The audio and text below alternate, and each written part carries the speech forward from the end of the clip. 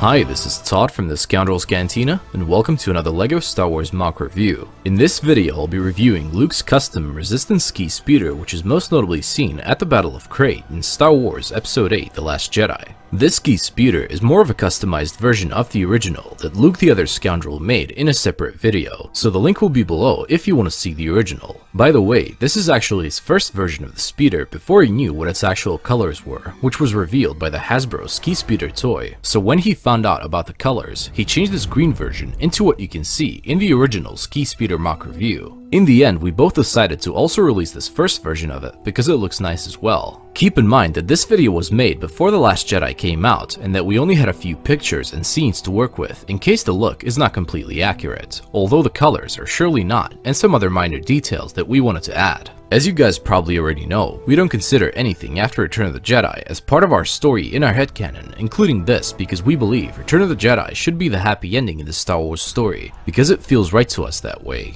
A major reason that we don't like The Force Awakens and the sequels is because they really make episodes 1 to 6 totally irrelevant, but LEGO on the other hand, even if it's based in the sequel era, is awesome and enjoyable as always, and that is the main reason why we're doing LEGO Star Wars sequel videos from time to time. Personally, the battle in which these speeders are seen looks and sounds a lot like an Empire Strikes Back Battle of Hoth rehash, just as The Force Awakens ripped off A New Hope. We really hope that we are completely wrong with this, for the sake of at least enjoying the movie. On the other hand, even though the ski speeders look a lot to us like something from Star Trek, at least they are original in a way, and we like him more than any sequel-based vehicle so far. Anyway, if this is your first time watching one of our videos, be sure to check out this video, in which we explain our personal headcanon view on all of Star Wars. The link for it will be below. First off, I'll be going over the minifigs that we would include in this, if it was a set, and then I'll get to the review itself. So let's do it! The first minifig up is a T16 Skyhopper pilot from the T16 Skyhopper set, whose number is 75081. The reason we chose him is because he kinda goes well with the color of the modified ski speeder, and also because that we think that the Resistance pilots would look a lot better if their suits were red instead of the rehashed orange. On some pictures of Resistance pilots, their suits look more red than orange, for example this pic of Poe Dameron. The next two minifigs up are two of those ugly designed Resistance Troopers who are from the Resistance Troopers Battle Pack set, whose number is 75131, but you can also get them in a few other sets. We just added them in as kind of a bonus. Anyway, let's get into the MOC review itself. Now just before I start, keep in mind that Luke already did a review on this in great detail, and the MOCs are almost completely the same with minor differences like the colors and a few other things, which means I won't go into details because there is no need to say all of it all over again. So this is more of a comparison review to the other MOC to just show you all the differences which are here as well as some Easter eggs.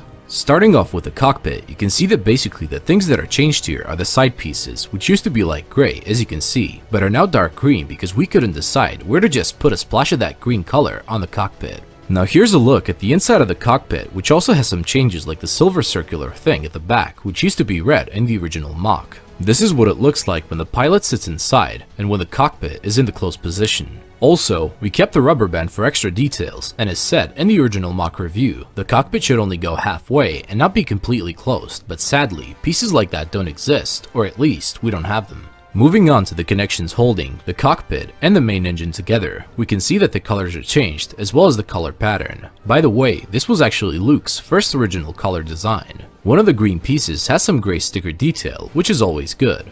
Now, we have the main middle engine, which is mostly kept completely the same except for the side pieces, which simply used to be light gray but are now replaced with green pieces with sticker details. The stickers are from Ezra Bridger's speeder bike set, whose number is 75090. We thought it would be cool if we added those pieces because it would be like as if some members of the Rebel cell, in which Ezra was, were still active 30 years later during the times of the Resistance and the First Order. Or maybe if they were remembered by some Resistance fighters who wanted to paint their ski speeders in their honor. I mean, we like both ideas, but we would never consider them as canon for ourselves because episode 6 should be the happy ending. Nonetheless, sure would be nice to see something like this in the sequels. Moving on to the other side of the speeder where the blaster cannon is, you can see the difference from the original red speeder, which was simply plain light gray at that part, and now it has some extra dark green pieces just cuz. The same color and pattern changes also apply on the other side of the speeder, which holds the blaster cannon and engine parts together. Now all that's left are the changes at the back part of the engine where the so-called propeller is, and also the stabilizer underneath the speeder is.